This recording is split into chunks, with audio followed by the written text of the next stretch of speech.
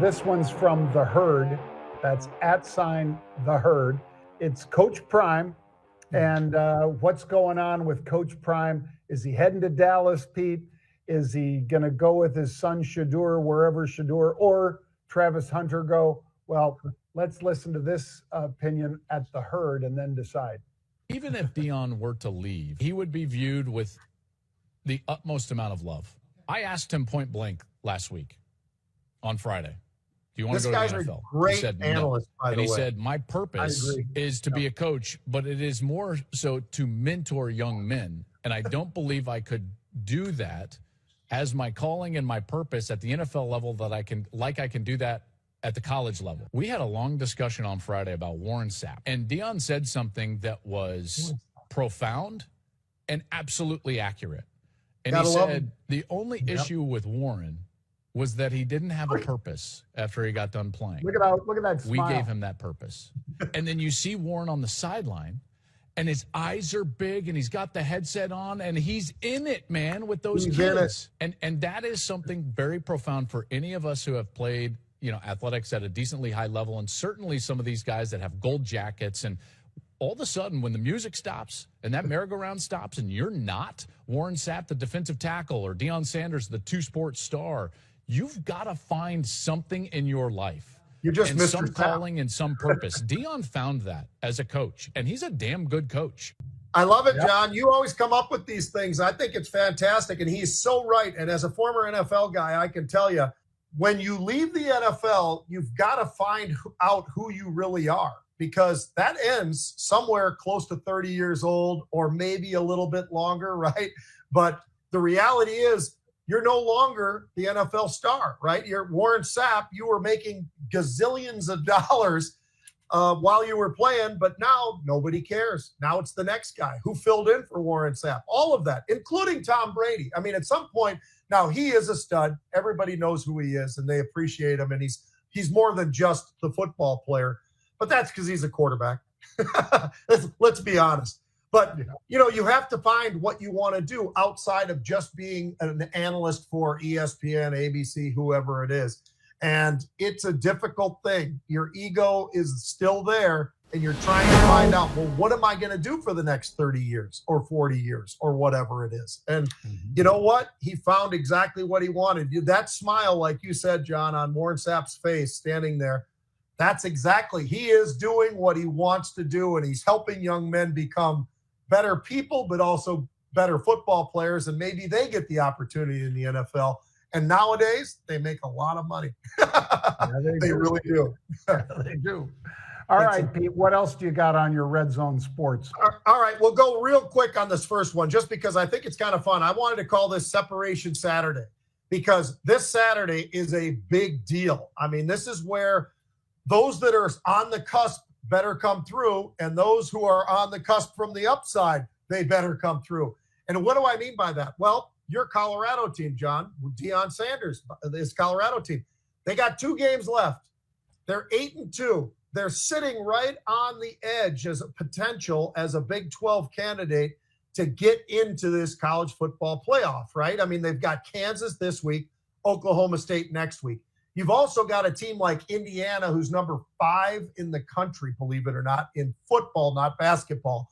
They're 10-0. They're going to the shoe at Ohio State. They've got 1 loss. Their 1 loss is to the number 1 team in the country, Oregon, and they're pretty incredible. I mean, so if Indiana can really stand up pretty well with them, John, I think that they will be a part of this whole thing. If they get slaughtered, if they get beat 45-10 or something like that, it's going to drop them pretty quick. And they still will have a 10-1 record, but it's going to drop them pretty substantially, I think.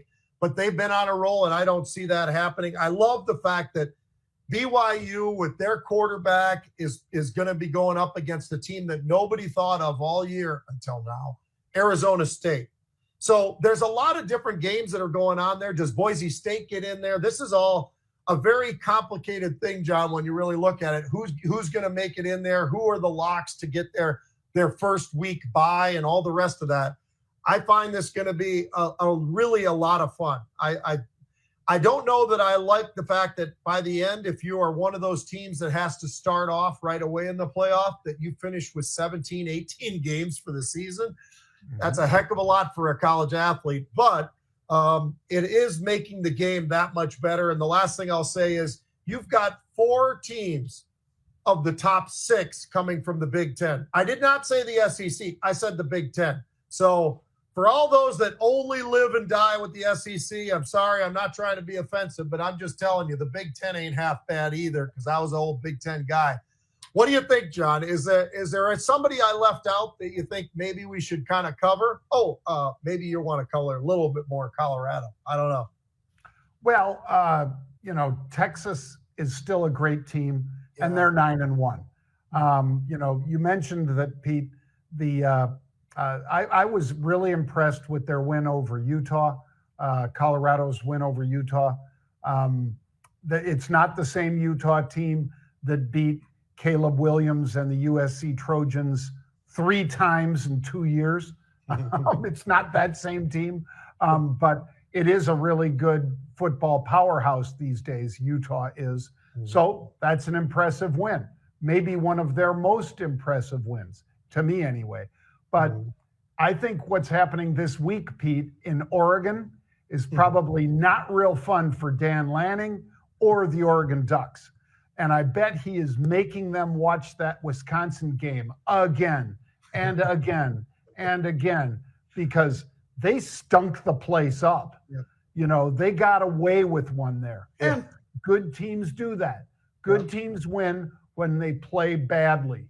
And somebody has to step up and they finally get the W. But that was a horrible game, because that is not a great Wisconsin team. I don't care what the adversity is. I don't care if the whole team had salmonella poisoning. I don't know how you barely escape Wisconsin Badger team that has been beaten by as many as 40 points this year by Iowa. So, and Iowa, folks. Iowa ain't a great offensive team. So, but they beat them, I think, 52-10 or something. Yeah. So, if I'm Dan Lanning, I am showing them that game and saying, is this what you want for your legacy? That you guys went 11 or 10-0 and then you lost to Wisconsin? They didn't lose, folks, but they almost did. And they've got an easy Washington team coming up. Washington is not the same at all this year, but they can't afford to look past them like they must have looked past Wisconsin. Yeah, I don't disagree with you. The only caveat to what you just said about Colorado is one thing. This was the 3rd string quarterback playing for Utah, 3rd string. So It wasn't the Utah team, like you said, from last year, but it wasn't even the Utah team from earlier in the season from a health perspective. And that's nobody's fault. That you can't control that. I'm just pointing it out that, that was a great win, but it wasn't the same team because of the fact that quarterback was that freshman who's the 3rd stringer. All right, John, how about a little NFL? Now, I wanted to talk about what do you think of this? This is the biggest weekend, I think, and there's one team that stands out that I look at and I go, I cannot believe their record. The 49ers. They are 5-5 right now this year, John. 5-5. Green Bay Packers is who they play this week in Green Bay. And I'm looking out my window right now here in Minnesota, John. It's about 34 degrees. There's snow on the ground. It's sticking into the grass. And the Niners are going to have to play Green Bay this weekend. So Green Bay 7-3. They're playing really good football. The Niners don't play terrible football. They've just had a bite of the injury bug like I've never seen before in a team. And it's been brutal. But if they lose this one to Green Bay, which is a high probability, I would say, they got to fly here. They got to do this and that. And I just wonder, at the beginning of the year, even in the middle of the year, I was like, well, they'll make it. They're doing okay. They still look great when they're fully healthy. But daggone it, John, the 49ers, if they go to 5-6 and they are the bottom of the West right now, and you've got Arizona, really? Arizona is the top of that conference division? Holy smokes. I mean, this gets pretty interesting pretty fast. I don't know what you think about that, but do the Niners then just have to flush it if they go to 5-6? I mean, are they really even going to make the playoffs, John, if they lose to Green Bay this week? Sure, they could go on a run, Pete. You and I both know that if they went on a 3 or 4 game run, even if they, and I'm not saying they are going to lose to the Packers, but even if they did lose to the Packers and they went to 5-6, go on a 4 game run, you're 10-6. Are you going to be in the hunt? Yeah, I think they will be. But it is going to be, like you say, the injury bug has bitten them hard. And I think they regret losing Armstead, Pete, because they need a little more on the defensive front than they've got great rush guys on the outsides, but that same push up the middle hasn't been there this year. No. And the last thing, and I'll say it just really quick, and I'll throw it out there to you. Is Jim Harbaugh the best coach ever in the NFL? And I know everybody will laugh about that, right? I mean, oh no, how can you say that? It's got to be, this guy or that guy or this guy. How about this? Are they the best brothers ever to coach in the NFL? That's 100%. There's no way. They're playing each other this week. And oh, by the way, when Jim Harbaugh took over the Chargers, John, they lost 8 of the last 9 football games that they played last year with the Chargers.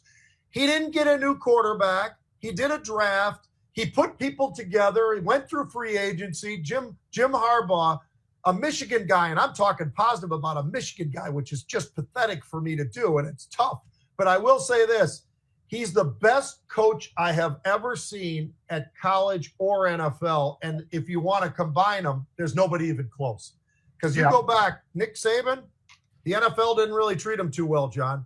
But he did a great job at the college level, and I love Nick Saban. You could go through a lot of different names. I'm not going to do that, but I'm just going to say this. Lou Holtz. Yeah. How long did he last in the pros? Yeah. When you look at a lot of these college guys, they just can't make it. Well, Jim Harbaugh did, and he did it at every level. He did it at the smaller level when he was at the University of San Diego. He did it at Stanford. He did it with the 49ers. He did it with Michigan Wolverines. And, oh, by the way, and San Francisco. He's doing it pretty nice, I'd say, right now with the Chargers, because that's a team that could be in the playoffs pretty easily, I'd say, based upon their record. And if they can take on his brother and beat them, that could be the next lift that puts them in the AFC. They will be one of the leaders and maybe have a lot of home games if they keep on winning in the playoffs. Yep. Real quick, they're 7-3. If he beats his brother, that's a big if. Because Perryman, their big stud on defense, has pulled his groin pretty bad, Pete, as you know. So he's doubtful, they say, and I don't think he can play this week. It's doubtful he can play next week because if you come back too soon from that, you're going to have problems. But that team could be 8-3. If they're 8-3, ain't nobody want to play the LA Chargers. I'll tell you that, because if they get to 8-3, they are on a hellacious roll. And, just Herbert is looking like the guy that everybody always thought he was, Pete. I'll end it with that.